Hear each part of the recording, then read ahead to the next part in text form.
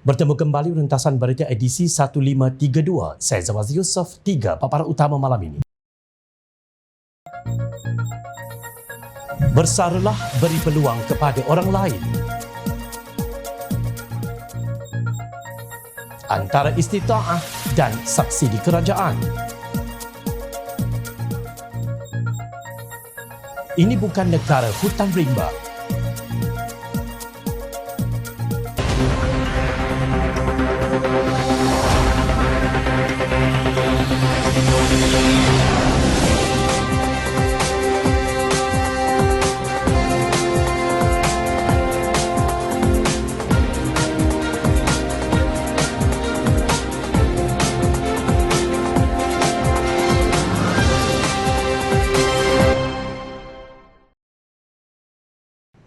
Assalamualaikum dan salam sejahtera. Sepanjang pergolakan politik Malaysia sejak era 1990-an sehingga 2023 dapat dikesan bahawa peranan yang dimainkan di belakang tabir adalah tokoh yang sama. Menurut aktivis politik keadilan Syed Badli Shah Syed Osman, tidak dapat dikesampingkan peranan Tun Dr. Mahathir Mohamad dalam beberapa krisis politik utama di negara ini sejak 25 tahun lalu. Katanya pada usia emas Tun M, gugatan beliau telah menyebabkan kejatuhan pentadbiran Perdana Menteri Tun Abdullah Ahmad Badawi pada tahun 2006 dan Perdana Menteri Datuk Seri Najib Razak pada tahun 2018, dan terbaru cuba menggunakan pengaruhnya untuk mencabar pentadbiran Perdana Menteri Datuk Seri Anwar Ibrahim. Kekacauan politik untuk tempoh 10 hingga 20 tahun ini datang daripada orang yang sama. Saya berkali-kali sebut sudah-sudahlah, sampai satu masa perlu berehat, bersara wajib, beri peluang kepada orang lain. Kalau ada campur tangan orang macam ini menyebabkan kekacauan terus berlaku. Bila Datuk Seri Anwar Ibrahim telah stabil hari ini, ada pula langkah Dubai, langkah London, langkah Seremban.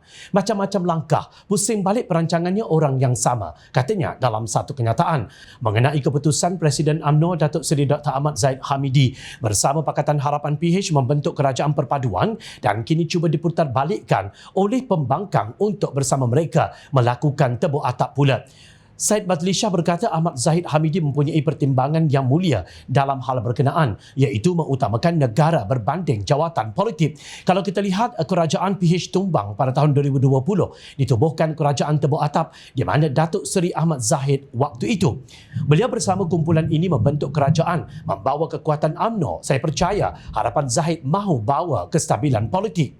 Tetapi kita lihat Tan Sri Mahathir Mak Yassin membentuk kabinet masa itu tidak mengikuti pandangan ketua-ketua parti, terutama UMNO atau pandangan pemimpin politik kanan. Kesannya kerajaan yang didirikan oleh Mahyadin masih goyang. Kerana apa? Sebab pandangan pimpinan kanan tidak dihormati. Akhirnya negara jadi kacau bilau, politik tidak stabil, terpaksa diundurkan Mahyadin, naik pula Datuk Seri Ismail Sabri Yaakob. Akhirnya terpaksa dibubarkan terus dan diadakan pilihan raya umum ke-15. Ujarnya seperti dipetik suara keadilan. Selepas pilihan raya, Zahid memilih untuk bersama kestabilan. Faktanya, beliau pernah duduk bersama dengan Mahyadin dan bekerjasama dengan Tan Sri Abdul Hadi Awang melalui Muafakat Nasional. Namun Zahid menilai pentingnya kestabilan. Kali ini beliau memilih untuk bersama Datuk Seri Anwar Ibrahim. Menyifatkan Zahid mempunyai nasib hampir sama dengan Anwar, di mana Zahid tidak tunduk ketika Tun Dr. Mahathir mahu UMNO dibubarkan pada tahun 2018 dan kemudian beliau dikenakan pendakwaan terpilih 87 tuduhan penyelewengan. Syed Badli berkata, gabungan dua mangsa penindasan itulah kini yang berjaya membentuk sebuah kerajaan yang stabil. Selama 421 hari PMX memerintah, kita langsung tidak dengar soal kestabilan politik. Yang ada hari ini blogger pro pembangkang yang mengatakan kerajaan hendak tumbang. Hakikatnya 19 parti bergabung dan kita stabil. Kerajaan boleh fokus dalam memulihkan ekonomi negara dan membantu rakyat, katanya lagi. Justru Tun Dr. Mahathir sewajarnya berhenti menggunakan kenyataan berbau resis dan memusuhi sesiapa sahaja yang menjadi Perdana Menteri kerana ia boleh mengganggu gugat keharmonian di negara kita. Kekacauan yang dibuat memberi impak negatif terhadap Malaysia pada mata negara luar untuk melabur di negara ini. Kenapa mesti diganggu gugat semua ini? Hanya kerana dendam peribadi atau agenda politik? Tidak heranlah jika ada beberapa pihak mencadangkan agar penasihat tidak rasmi Perikatan Nasional itu mendapatkan rawatan doktor, memandangkan faktor usia yang mungkin menyebabkan Tun Mahathir mengeluarkan kenyataan yang pelik dan aneh. Ataupun sebenarnya dengan ayat yang mudah difahami, bersaralah, bagi peluang kepada orang lain yang jauh lebih muda, cerdas fikirannya dan berfikiran sihat untuk menerajui negara. Jangan rasa hanya diri kita sahaja yang mampu mentadbir negara dan orang lain serba-serbi tidak kena. Timbul persoalan di minda rakyat, apalagi yang masih dicari. Tabung Haji TH baru-baru ini menetapkan kadar bayaran bagi seorang bakal haji muassasah. Kumpulan B40 yang kali pertama menunaikan ibadah itu ditetapkan pada RM12,356, manakala untuk kumpulan M40 pula ditetapkan pada RM19,152. Pengarah urusan kumpulan dan ketua pegawai eksekutif Lembaga Tabung Haji TH Said Hamadah Said Osman berkata, kos haji bagi seorang bakal haji muassasah untuk musim haji 1455 Hijrah atau 2024 Masihi meningkat 8% kepada RM33,300 berbanding RM30,850 pada tahun 1444 Hijrah atau 2023 Masihi. Bakal haji kumpulan B40 akan menerima bantuan keuangan haji dan bantuan kerajaan berjumlah RM20,944 seorang atau bersamaan dengan 63% daripada kos haji. Manakala bayaran haji bagi bakal haji muassasah kumpulan M40 yang pertama kali menunaikan ibadah haji pula adalah RM19,152 seorang. Bakal haji kumpulan M40 akan menerima bantuan keuangan haji yang berjumlah RM14,148 seorang atau 42% daripada kos keseluruhan kos haji. Katanya TH juga akan meneruskan bantuan keuangan haji bersasar untuk bakal haji muassasah daripada kalangan B40 dan M40 pada tahun ini 1445 Hijrah atau 2024 Masihi walaupun terdapat peningkatan kos menunaikan ibadah haji. Said Hamadah berkata kumpulan T20 akan dikenakan bayaran penuh kos menunaikan haji iaitu sebanyak RM33,300 seorang.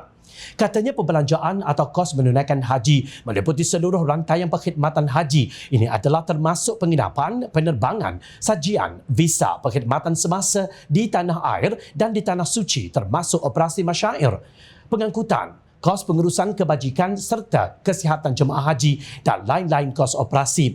TH turut terdedah kepada faktor-faktor di luar kawalan seperti peningkatan kadar inflasi, cukai nilai tambah dan caj perkhidmatan di tanah suci. Bagi bakal haji yang membuat rayuan luar giliran untuk menunaikan haji secara muassasah, mereka perlu membayar penuh kos haji melainkan rayuan sebagai mahram kepada jemaah, rayuan sebagai pembantu kepada jemaah lanjut usia atau pembantu kepada jemaah kurang upaya yang telah terpilih menunaikan haji. Pada tahun 2023, seramai 500 orang jemaah telah menolak bantuan sama ada secara penuh atau sebahagiannya mencerminkan penghayatan kefahaman konsep istita'ah. TH berharap lebih ramai bakal jemaah haji kali ini akan menghayati konsep istita'ah dan semoga Allah Subhanahu Wa Taala mengurniakan keberkatan dan mendapat haji yang mabrur, kata Said Hamadah. Katanya lagi istita'ah merupakan syarat wajib haji meliputi aspek kemampuan keuangan, kesihatan, keselamatan dan terpilih dalam kuota haji. Ini diperjelaskan melalui resolusi-resolusi muzakarah haji peringkat kebangsaan yang menetapkan bakal jemaah haji bertanggungjawab atas perbelanjaan sebenar untuk menunaikan haji. Dalam usaha mengawal peningkatan kos haji, tabung haji juga telah memeterai perjanjian kontrak jangka panjang yang membabitkan penerbangan, penginapan, saja makanan dan beberapa perkhidmatan di Arab Saudi. Walaupun berlaku kenaikan kos haji, namun TH tetap mencari kaedah terbaik mengimbangi usaha memberikan perkhidmatan cemerlang demi kebajikan jemaah negara di samping mengekalkan kelestarian kedudukan kewangan, ujarnya di petik Sinar Harian. Struktur bayaran haji ini di mana jemaah haji golongan B40 dan M40 menikmati bantuan keuangan haji sehingga 42% dan 60% daripada kos sebenar akan memberi tekanan terhadap kedudukan keuangan TH. Sejak 2001, TH telah membelanjakan sejumlah RM2.4 bilion bagi bantuan keuangan haji yang dijangka akan membiayai kos sebanyak RM350.1 juta bagi musim haji 2024. Menurut Timbalan Menteri Jabatan Perdana Menteri Hal Ehwal Agama Zulkifli Hassan, kenaikan kos haji kali ini adalah wajar dan masih berpatutan berikutan kos ditanggung oleh Lembaga Tabung Haji TH semakin bertambah ketika ini. Jika melihat pada perkembangan ekonomi dunia, kita terpaksa meningkatkan kos itu. Namun TH dan kerajaan cuba memastikan kos ditanggung para jemaah tidak membebankan, selain turut memberikan bantuan keuangan sangat besar kepada para jemaah tahun ini. Dalam kalangan B40, tabung haji memberi peruntukan lebih 63% dibantu lagi dengan RM1,000, manakala M40 40%. Ini menunjukkan bagaimana kerajaan dan tabung haji telah berusaha membantu untuk meringankan beban jemaah tahun ini, katanya, seperti dilaporkan bernama. Di sebalik pihak tertentu yang cuba mempertikaikan peningkatan kos yang berlaku, malah ada antara mereka yang menunggang isu ini demi kepentingan politik. Kebanyakan rakyat Malaysia yang beragama Islam menerimanya dengan hati yang terbuka. Bagi mereka, kenaikan kos pada tahun ini adalah satu keputusan yang wajar dilakukan oleh tabung haji dan kerajaan, memandangkan pelbagai kos perbelanjaan semakin meningkat setiap tahun dan ia perlu dirujuk kepada istilah istita'ah. Kenaikan kos itu tidak menjadi masalah dan masih berpatutan kalau dilihat kepada semua kos lain yang meningkat. Jadi wajarlah ada peningkatan. Malah tabung haji tetap terus membantu dalam pemberian subsidi. Sebenarnya ramai yang telah menjangkakan kenaikan kos haji kerana kos untuk menunaikan ibadah umrah juga meningkat sejak beberapa tahun kebelakangan ini. Tahniah diucapkan kepada tabung haji dan tahniah juga untuk Muslim dan Muslimat yang dijemput untuk menjadi tetamu Allah pada tahun ini. Selamat menunaikan ibadah haji. Bulan Januari 2024 sudah mencecah minggu ketiga untuk tahun ini. Namun desas-desus serta impian melangit untuk pembangkang untuk merampas kuasa melalui agenda tebuk atap dan pelbagai langkah kini dilihat semakin kelakar dan tidak masuk akal. Pelbagai spekulasi, naratif dan fitnah diadakan demi menampakkan bahawa mereka akan menakluki Putrajaya dengan pelbagai tarikh yang diberikan dan akhirnya para walaun juga yang melopong tertipu di pimpinan mereka. Nurani Nordin yang merupakan Ketua Penerangan Wanita Keadilan Pusat mencatatkan sesuatu yang sangat menarik untuk dikongsi. Apalagi yang kalian khayalkan, saranan saya berhentilah bersoksek-soksek, mengigau, berangan serta bermimpi yang kalian pembangkang bakal merampas kerajaan perpaduan yang diterajui PMX. Sudah pelbagai tarikh kononnya untuk majlis akad sumpah direka-reka. Akhirnya ternoktah dengan sendiri. Jika benar sayangkan rakyat, ayuh bersama kita membantu PMX membina negara untuk lebih gemilang coret beliau. Beberapa hari lalu telah berlangsungnya jamuan teh diraja di Istana Negara sempena keberangkatan pulang yang di-Pertuan Agong Sultan Abdullah Riayatuddin Al-Mustafa Billah Shah yang akan tamat tempoh pemerintahan sebagai Yang di-Pertuan Agong pada 30 Januari ini. Di majlis santai tersebut, jemputan adalah sekitar 2,500 orang, terdiri daripada Perdana Menteri, Timbalan Perdana Menteri, Menteri-Menteri Kabinet, ahli-ahli Parlimen, bekas Perdana Menteri, pegawai kanan kerajaan dan sebagainya. Menjadi perbualan hangat kemudiannya apabila tersebar beberapa keping gambar di media sosial yang memperlihatkan seolah-olah Perdana Menteri Datuk Seri Anwar Ibrahim tidak hadir di majlis berkenaan.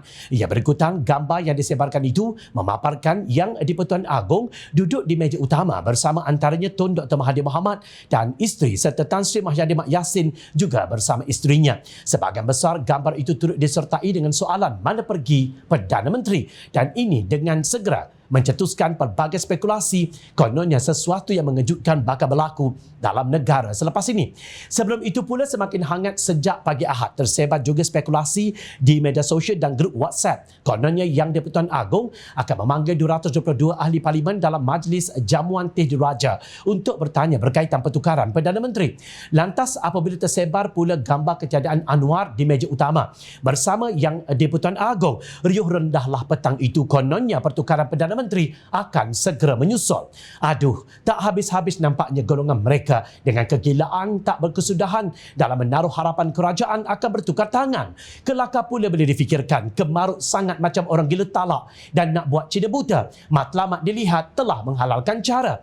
Menurut Nuraini, apa yang berlaku sebenarnya ialah kesilapan sebuah agensi berita menyiarkan laporan mengenai jamuan teh diraja itu dengan tidak menyiarkan gambar kehadiran Anwar. Sebaliknya hanya menyiarkan gambar Tun Mahathir dan Mahyadin bersama isteri masing-masing di meja utama bersama Yang di-Pertuan Agong, Raja Permaisuri Agong serta pemangku Sultan Pahang.